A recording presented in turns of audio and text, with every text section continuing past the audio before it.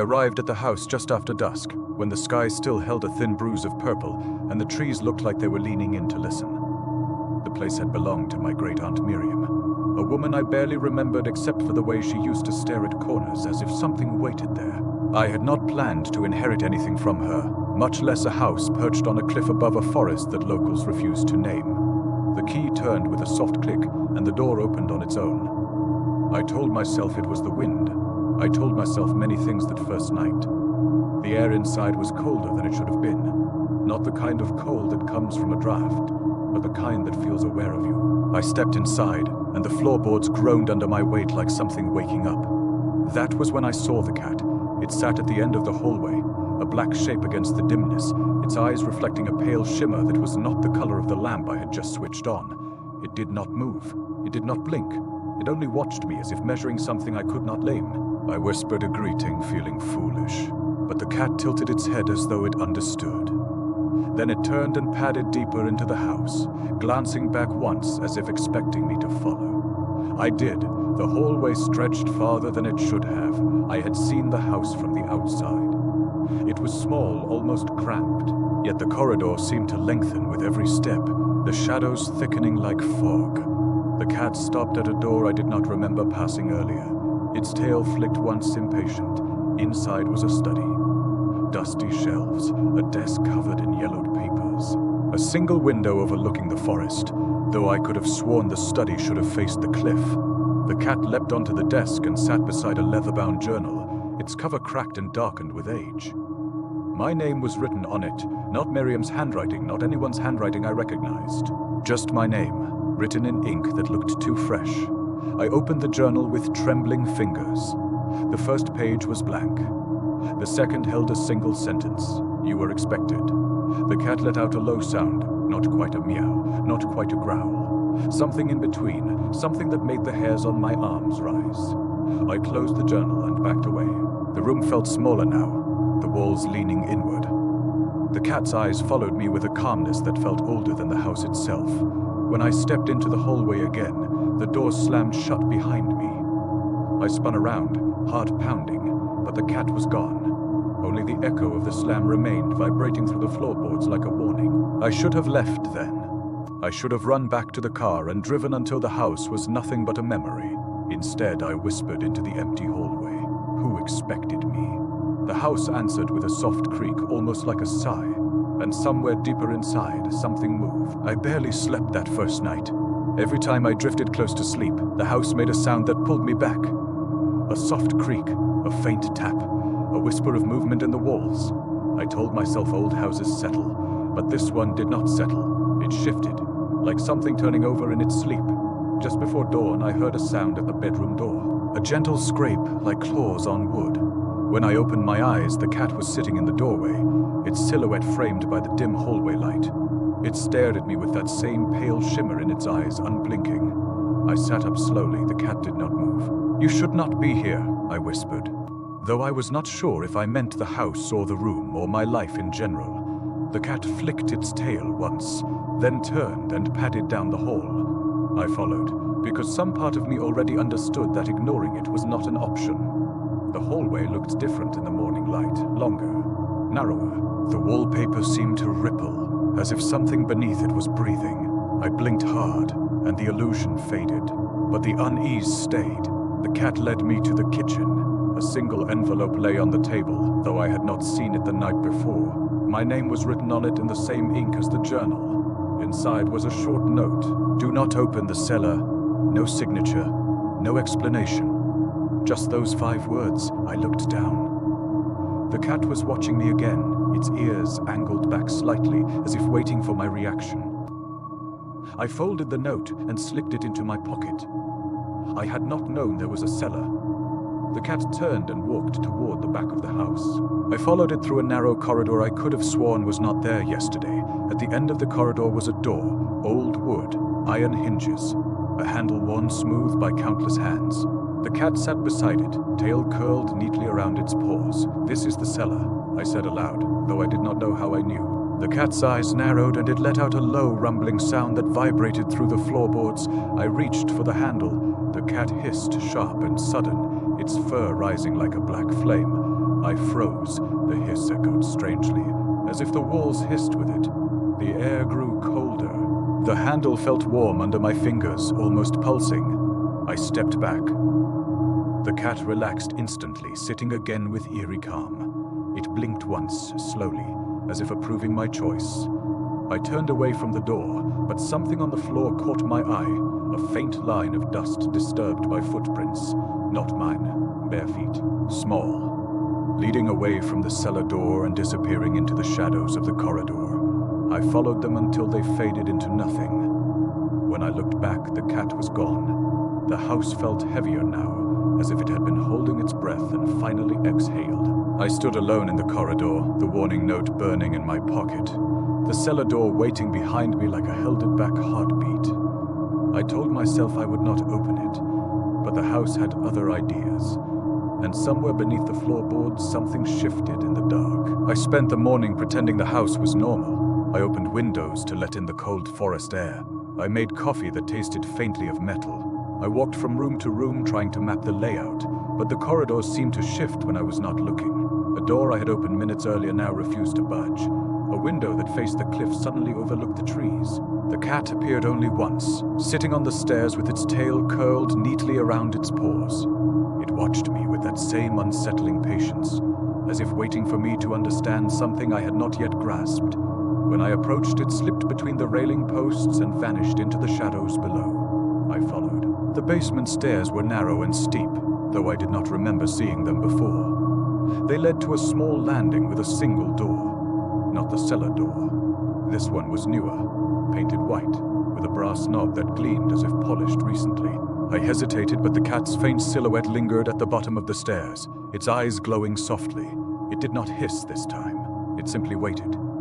I opened the door. Inside was a storage room filled with dust and old furniture. Nothing unusual at first glance, but the dust on the floor told a different story. Footprints, bare feet, small. The same ones I had seen near the cellar door. They led in a looping pattern around the room, circling the furniture, weaving between boxes, then stopping abruptly at the far wall. The wall itself looked ordinary, but the footprints ended right at its base, as if someone had stepped into the wall and disappeared. I knelt to examine them. The dust was thick, undisturbed except for the prints. They were fresh, too fresh. A soft sound behind me made me freeze. A breath, not mine. I turned slowly. The room was empty, but the air felt wrong, as if someone had just stepped out of sight. I backed toward the door, my pulse hammering. The cat was still on the landing, watching me with an intensity that made my skin crawl. I closed the door and leaned against it, trying to steady my breathing. The cat let out a soft, almost sympathetic sound. Then it turned and climbed the stairs, pausing halfway to look back at me. Follow, that was the feeling it gave me. Not a command, not a threat, a direction. I followed it to the second floor where the hallway was dim despite the daylight outside. The wallpaper here was peeling, revealing dark wood beneath. The cat stopped at a door on the left, one I had not opened yet. Inside was a bedroom. The bed was neatly made, the curtains drawn. A faint scent of lavender lingered in the air. On the nightstand sat a framed photograph. I picked it up. A woman stood beside the house, smiling faintly. My great-aunt Miriam, but she was not alone. A child stood beside her. A girl with pale eyes and bare feet, the same size as the footprints in the dust. My stomach tightened. I turned the photograph over. A date was written on the back, but the ink had smudged, leaving only a few legible words. She is not gone. The cat brushed against my leg, startling me. When I looked down, its fur was raised, its gaze fixed on the corner of the room. I followed its stare. The wallpaper there bulged outward, as if something behind it was pressing gently, testing the surface. I stepped back. The bulge pulsed once like a heartbeat. The cat hissed, low and warning, and the house seemed to breathing. The bulge in the wallpaper pulsed again, slow and deliberate, as if something behind it was breathing in time with the house. I stepped back until my shoulders touched the doorframe. The cat hissed once more, but this time the sound was softer, almost resigned, as if it knew the warning would not be enough. I forced myself to look away from the wall. The photograph still lay in my hand, the girl's pale eyes staring up at me. She looked no older than 8 bare feet. A faint smile. Something in her expression unsettled me, though I could not explain why. It was not fear, it was was not sadness, it was expectation. I set the photograph down and left the room, closing the door behind me. The hallway felt narrower than before, the shadows thicker. The cat followed close to my heels, silent now, its tail brushing my leg like a reminder that I was not alone. I needed answers. The journal in the study seemed like the only place to start. The study was colder than the rest of the house. The window rattled softly, though there was no wind outside. The journal still lay on the desk, its cracked leather cover waiting. I opened it again, hoping for more than the single sentence I had seen before. This time, there were words on the second page. She is still here. My breath caught. I turned the page, do not let her out. The next page was blank, and the next and the next. I flipped through the entire journal, but the rest of the pages were empty, untouched. The cat jumped onto the desk, its paws landing silently beside the journal. It stared at the blank pages, then at me, as if urging me to understand something I could not yet see. "Who is she?" I whispered. The house answered. A soft tapping came from the hallway. Slow, rhythmic, bare feet on wood. I froze. The cat's ears flattened, and it let out a low growl that vibrated through the desk. The tapping grew louder. I stepped into the hallway, heart pounding. The corridor stretched ahead, dim and shifting. At the far end, near the stairs, I saw her.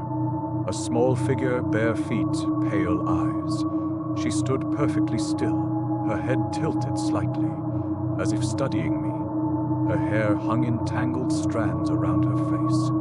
Her dress was old, faded, torn at the hem. She looked exactly like the girl in the photograph. I took a step forward. She took a step back. The cat darted past me, fur bristling, and hissed at her with a ferocity I had not seen before. The girl's expression did not change. She only blinked once, slowly, and the hallway seemed to darken around her. Then she stepped backward into the wall, not through a door, not around a corner into the wall. The wallpaper rippled like water, swallowing her whole. The bulge I had seen earlier pulsed once, as if something inside had shifted position. The cat ran to the spot where she had vanished and scratched at the wallpaper, its claws tearing small strips from the surface. It looked back at me, eyes wide, almost pleading. I knelt beside it, my hands shaking. "What is she?" I whispered. The cat pressed its head against the wall, then looked up at me with a gaze that felt unbearably ancient. The house creaked above us, a long, low groan that sounded almost like a voice. "She belongs to the house, and now," the house whispered, "so do you." I avoided the cellar door for the rest of the day, but the house did not let me forget it. Every time I walked past the back corridor, the air grew colder. The floorboards creaked beneath my feet in a slow, deliberate rhythm, as if something beneath them was pacing. The cat stayed close, weaving between my legs, nudging me away from the door whenever I drifted too near. By late afternoon, the light outside had turned the color of dying embers. I stood in the kitchen, staring at the note on the table. "Do not open the cellar." The ink looked darker than before, as if it had soaked deeper into the paper. I touched it with my fingertip. The paper felt warm. A soft thump echoed from the back of the house. Then another, then a third. The cat bolted from the kitchen, fur raised, tail puffed like a black plume. I followed. Heart pounding, the thumps growing louder with each step. They were coming from the cellar door, slow, heavy, as if someone on the other side was knocking with the flat of their hand. I reached the corridor just as the cat skidded to a stop in front of the door. It planted itself there, back arched, eyes blazing with pale fire. The knocking stopped. Silence. Then a whisper seeped through the wood. "Let me out." The voice was small, childlike. Familiar, the girl. I stepped back, my breath catching in my throat. The cat hissed, long and low, its body trembling with tension. The whisper came again, softer this time. "Please, it is dark." I pressed my hand to my mouth. The voice sounded so real, so close. I could almost imagine her standing on the other side, barefoot on cold stone, reaching up toward the door. The cat turned its head sharply and stared at me, its gaze fierce, almost angry. It let out a sound I had never heard from an animal before. Not a hiss, not a growl. Something deeper, a warning carved into sound. I forced myself to step away from the door. The whisper changed. It became my voice. "Let me out." My knees buckled. I grabbed the wall for support, my fingers digging into the peeling wallpaper. The cat yowled, a sharp, furious cry that echoed through the corridor. The whisper stopped instantly, cut off mid-breath. Silence settled again, thick and suffocating. I backed away until I reached the kitchen. The cat followed, its fur slowly flattening. Though its eyes remained wide and alert, I sank into a chair, shaking. "What is in there?" I whispered. The cat jumped onto the table and stared at the note. Then it looked at me. Its gaze held something I had not seen before. Fear. The house groaned above us. A long, low sound that made the lights flicker. The floor vibrated beneath my feet, as if something deep below had shifted. I stood and walked to the window. The forest outside was unnaturally still. No wind, no movement. The trees looked frozen, as if listening behind me. The cat let out a soft, mournful sound. It was staring down the hallway toward the cellar door. Its tail flicked once, a signal. The house was not waiting for me to open the door. It was waiting for the door to open itself. That night, the house refused to let me rest. Every time I closed my eyes, I heard the soft thump of bare feet somewhere in the hallway.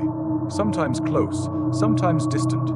Sometimes right outside my door, the cat lay curled at the foot of the bed, its eyes half open, watching the darkness as if expecting it to move. At some point, I drifted into a shallow, uneasy sleep. When I woke, the room was different. The bed was in the same place. The window was the same, but the walls were wrong. The wallpaper pattern had changed. The colors darker, the shapes twisting in ways that made my stomach tighten. The door was no longer on the right side of the room. It was on the left. I sat up slowly. The cat was gone. A faint tapping echoed from the hallway.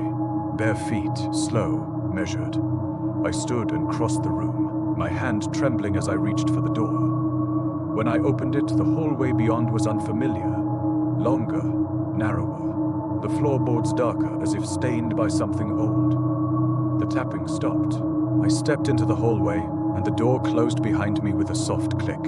When I turned, the door was gone. Only smooth wallpaper stretched across the wall, the pattern shifting like something beneath it was breathing. I swallowed hard and walked forward. The hallway twisted in subtle ways, bending where it should have been straight, narrowing until my shoulders brushed the walls. The air grew colder, the silence thickened. I felt watched, not by eyes but by the house itself, as if it was studying the way I moved. A soft sound broke the silence. A meow. The cat appeared at the far end of the hallway, its eyes glowing faintly. Relief washed over me, but it vanished as quickly as it came. The cat's fur was raised, its posture tense. It looked at me, then at the wall beside it. I approached slowly. The wallpaper there bulged outward, pulsing gently, the same heartbeat rhythm I had felt before. The cat hissed at it, claws scraping the floor. Then the bulge split, not a tear, not a crack. A seam, a thin dark line opened in the wallpaper, widening slowly like a mouth stretching into a smile. Cold air rushed out, carrying the faint scent of earth and something sweet, like rotting flowers. A hand emerged, small, pale, bare. The girl's hand. It pressed against the seam, fingers curling as if searching for something to hold. Then her face appeared, pushing through the wallpaper as though it were soft clay. Her eyes were wide, unblinking, the same pale color as the cat's reflection. She opened her mouth. No sound came out. The cat lunged, slashing at the wallpaper. The seam snapped shut, swallowing the girl's face and hand in an instant. The wall smoothed over, leaving only the faintest ripple. I stumbled back, my breath shaking. The cat turned to me, its eyes burning with urgency. It darted down the hallway, stopping once to look back. Follow. I ran after it, the hallway twisting around us, the walls groaning as if displeased. The cat led me through a narrow passage that had not existed before, then into a small room lit by a single flickering bulb. The room was empty except for a wooden chair and a mirror hanging crooked on the wall. In the mirror, I saw myself, but behind me, reflected in the glass, stood the girl. Her hand rested on my shoulder. Her eyes were hollow. I spun around. No one was there, the cat yowled. A sharp, desperate sound. The mirror cracked down the center and the house exhaled long and slow, as if pleased. I did not leave the mirror room for a long time. The crack down its center seemed to pulse faintly, as if the glass itself were breathing. My reflection stared back at me, distorted by the fracture, split into two uneven halves. One side looked like me, The other looked older, thinner, hollowed out by something I could not name. The cat paced the room, tail lashing, its eyes never leaving the mirror. It let out a low growl, the sound vibrating through the floorboards. I stepped back, unable to shake the feeling that the reflection was waiting for something.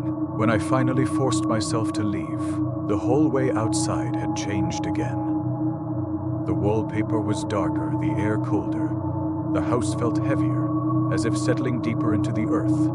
The cat brushed against my leg, urging me forward. We walked in silence until we reached the study. The journal still lay on the desk, its pages blank except for the few sentences I had already read.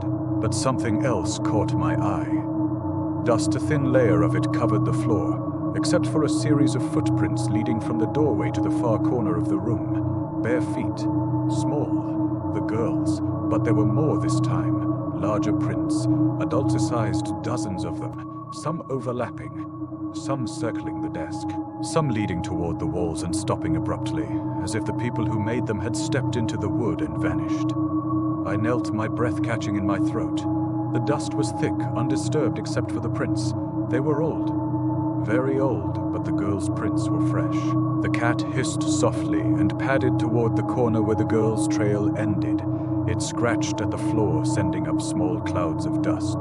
Beneath the dust, faint lines appeared, carvings, words etched into the wood. Names. I brushed the dust away with trembling fingers. Margaret, Thomas, Ruth, Miriam. My great-aunt's name, and below hers a final name, mine.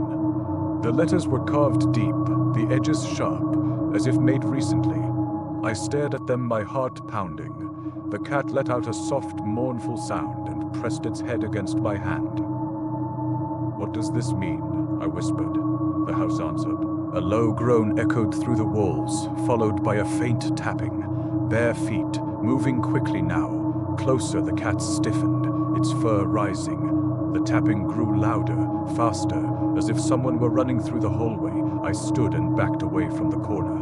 The tapping stopped just outside the study door. Silence. Then a whisper seeped through the crack beneath the door. "You should not be here." The voice was not the girl's. It was older, rougher. A man's voice, one I did not recognize. The cat yowled, a sharp, furious sound that made the lights flicker. The whisper stopped instantly. The house groaned again, louder this time. The floor trembling beneath my feet. I grabbed the journal and backed toward the window. The cat leapt onto the desk, its eyes glowing with pale fire. It stared at the door, its body tense, ready to strike. The doorknob turned slowly. Deliberately, I held my breath. The door opened a crack. A hand reached through. Not small, not pale. A man's hand, long fingers dirt beneath the nails. The cat lunged, claws outstretched, and the door slammed shut with a force that shook the entire room. Silence fell. The cat landed on the floor, panting, its fur bristling.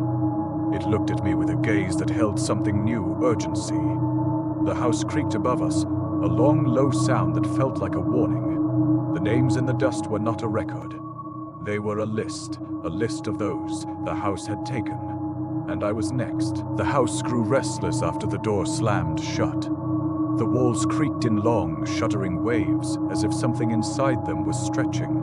The floorboards trembled beneath my feet. The air thickened, heavy with dust and the faint scent of damp earth.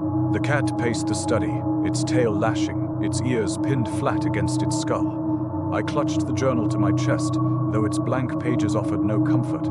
The names carved into the floor burned in my mind. Miriam, Ruth, Thomas, Margaret, Elias. Mine. All carved with the same deep, deliberate strokes. The house had taken them. And it wanted me next. A faint sound drifted through the floor. A whisper. Not words. Not breath. Something in between. The cat froze, its body rigid, its eyes wide. The whisper grew louder, rising from the boards beneath my feet like steam from a cracked pipe. I knelt and pressed my ear to the floor. A voice seeped through the wood. "Help me."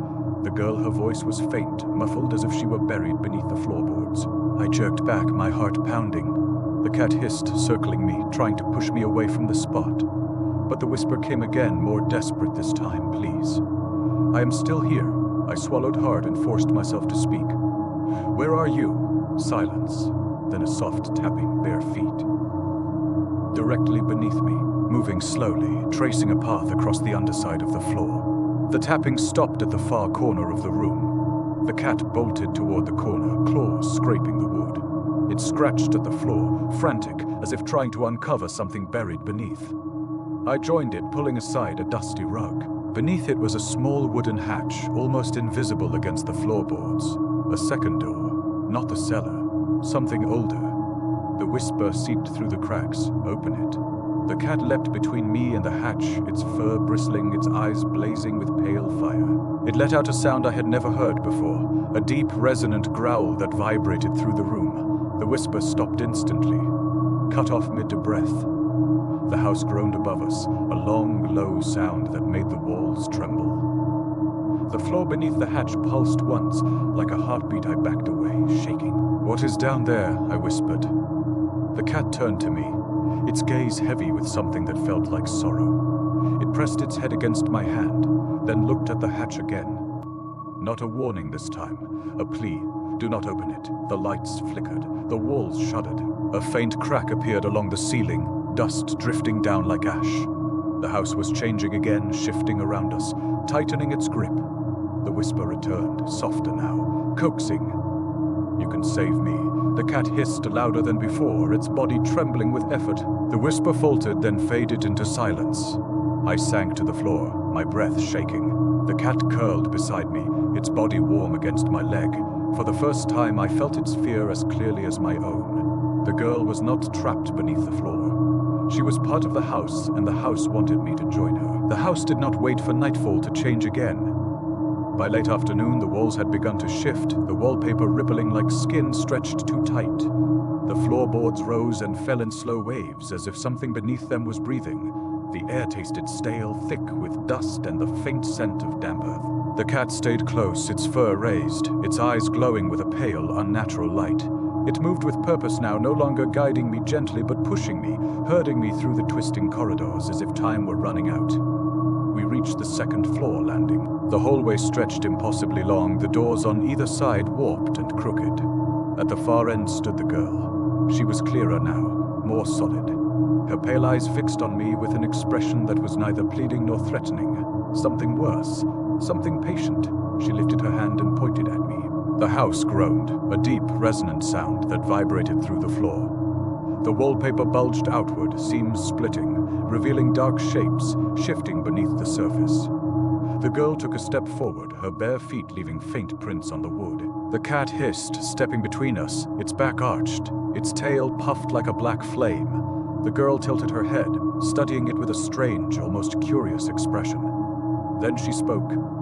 "You took her place." Her voice was soft, but it carried through the hallway like a cold wind. I felt the words settle in my chest, heavy and suffocating. I shook my head. "I do not understand." She blinked slowly, and the hallway darkened around her. "She chose you." The house groaned again, louder this time. The floor beneath my feet trembled. The cat yowled, a desperate, furious sound that echoed through the corridor. The girl stepped closer. Her face flickered, shifting between ages, young, older, hollow, familiar, unfamiliar, as if the house were trying to decide what she should look like. She lifted her hand again and pointed at the floor. The boards beneath me split.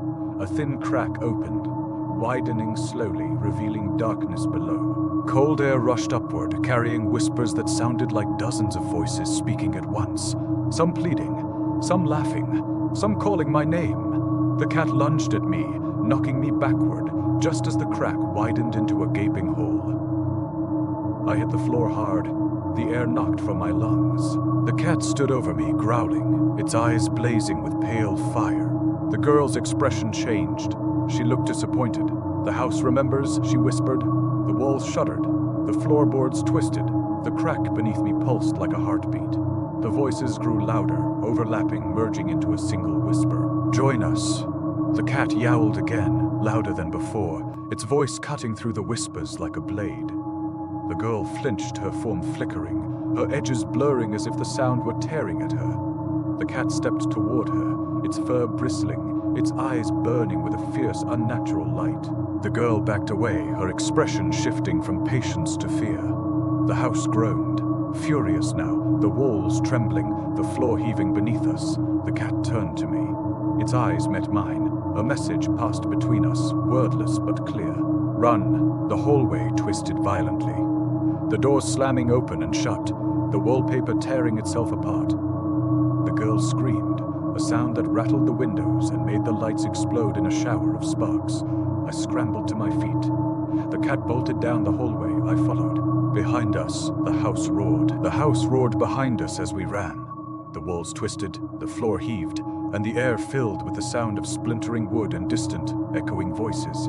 The cat darted ahead, its movements sharp and precise, guiding me through corridors that bent and folded like the inside of a living creature. I stumbled after it, my breath ragged, my heart pounding. The house was collapsing inward or outward or both. Doors slammed shut, windows shattered.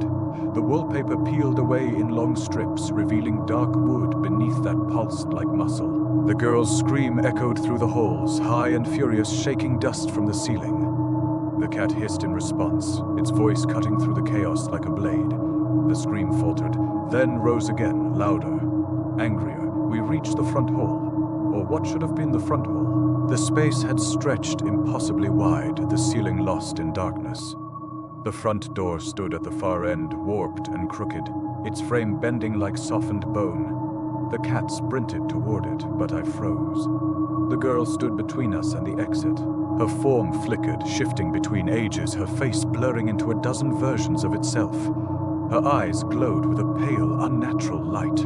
She lifted her hand and pointed at me. "You belong here." Her voice was layered now, dozens of voices speaking in unison. Men, women, children, all the names carved into the floor, all the ones the house had taken. The cat stepped between us, its back arched, its fur bristling. It let out a sound unlike anything I had heard before, a deep, resonant cry that made the air vibrate. The girl flinched, her form flickering violently. The house groaned, furious. The floor beneath me split open, revealing darkness below. Cold air rushed upward, carrying whispers that clawed at my mind. "Join us?" The cat yowled again, louder, its eyes blazing with pale fire. The girl screamed, her form unraveling, dissolving into strands of shadow that whipped through the air like torn fabric. The house shuddered, the floor cracked. The darkness rose. The cat leapt at me, slamming into my chest with surprising force. I stumbled backward, away from the widening fissure. The cat landed in front of me, its body trembling, its eyes locked on mine. A message passed between us, not words, a choice. The house roared, the darkness surged upward, and the girl's voice shrieked through the hall. "You were chosen." The cat turned and sprinted toward the front door. I followed, the floor collapsing behind us. The door warped, its frame twisting, but the cat hurled itself at it with a burst of pale light that exploded from its eyes. The door shattered open. Cold night air rushed in. I stumbled through the threshold and fell onto the grass outside. The cat landed beside me, panting, its fur singed, its eyes dimming. Behind us, the house convulsed, its walls buckling, its windows imploding. The girl's scream rose one last time. Then the house fell silent, completely silent. I crawled backward, watching as the house sagged inward, the roof collapsing, the walls folding like paper. Dust rose in a thick cloud. When it cleared, only the foundation remained. The cat lay beside me, its breathing shallow. I reached out, my hand trembling, and touched its fur. "Thank you," I whispered. The cat opened its eyes. They were no longer pale, they were mine. A cold shiver ran through me. The cat stood, its movement slow, deliberate. It looked at the ruins of the house, then at me. Then it walked to the edge of the foundation and sat watching, waiting. The wind shifted, carrying a faint whisper from the rubble. Not yet. The cat's tail flicked once, a signal. The house was gone, but its hunger was not. And I understood with a clarity that hollowed me out that the cat had not saved me. It had chosen me. The threshold was mine now, and the night was very, very quiet.